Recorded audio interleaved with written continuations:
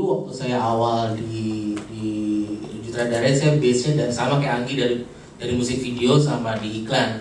Terus waktu di iklan tuh saya seneng banget dengan special effect kan gitu.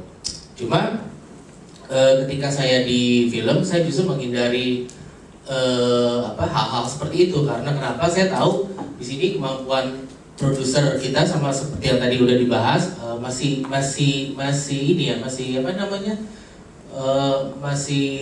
rendah untuk mengeluarkan budget yang lebih gitu loh, kalau menurut saya gitu loh. Terus sama workflow dan segala macam. Jadi daripada terlihat tanggung, saya lebih baik menghindari hal seperti itu dan saya lebih berfokus pada cerita-cerita yang tidak menggunakan special effect gitu. Nah, jadi saya melihat dari kerjasama antara pihak produser bersama ke ekspektasinya mereka sama kita terkadang sulit untuk disatukan. Itu aja sih sebetulnya.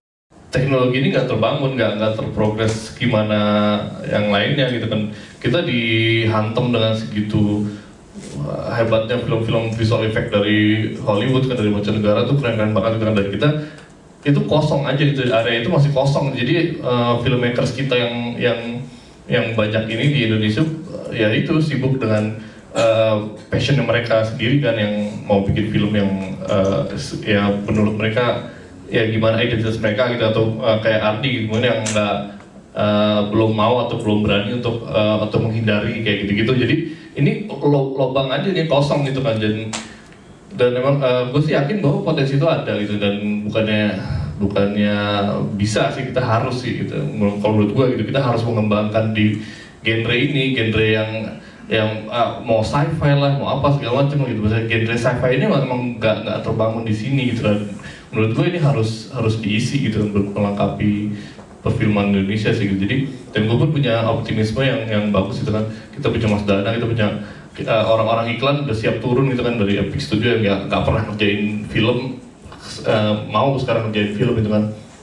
Passionnya udah ada. Jadi gue kemarin mau dengan beberapa produser juga gue sampaikan hal itu, dan mereka pun oke gitu kan. Jadi emang contoh kayak di kemarin habis ketemu dengan produser di Andy gitu kan, gue ceritain passion itu bahwa, dan mereka akhirnya mulai oh iya gitu, misalnya ada lubang yang kosong ini yang belum diisi nih, kalau kita ayo sama-sama gitu kan.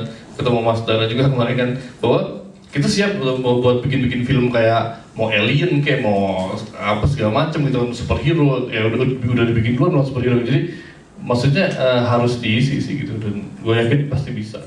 Terjadi di Indonesia adalah produser film sama pengelola penyelesaian film tuh orangnya dia juga. Jadi kadang-kadang kalau mau bikin film ya lo harus punya pos sendiri, lo harus punya rental kalau perlu, kalau di sini baru bisa jadi film yang bagus. Kenapa demikian? Karena pada dasarnya industri film itu yang paling jelimet sebetulnya yang namanya pipeline investment atau teknologinya sendiri. Dari zaman masih mekanik saya pakai film celluloid sampai sekarang udah pakai digital, itu case yang sama. Nah sudah gitu orang Indonesia punya penyakitnya namanya penyakit sofistikasi alat. Sekarang kalau saya ke Kemang semua orang lagi ribut namanya, waduh kalau belum pakai NUC belum. Ya 5 tahun yang lalu saya pakai NUC, saya ditanya sama anak-anak, itu apaan mas? Oh, lu nggak tahu ya udah bagus. Saya jawabnya begitu. Karena masalahnya bukan apa-apa. Kalau buat saya sekarang itu adalah bagian dari pipeline yang saya punya. Saya coba menyederhanakan karena saya nggak punya uang. Oke, kebelinya masih Amrin segini nih.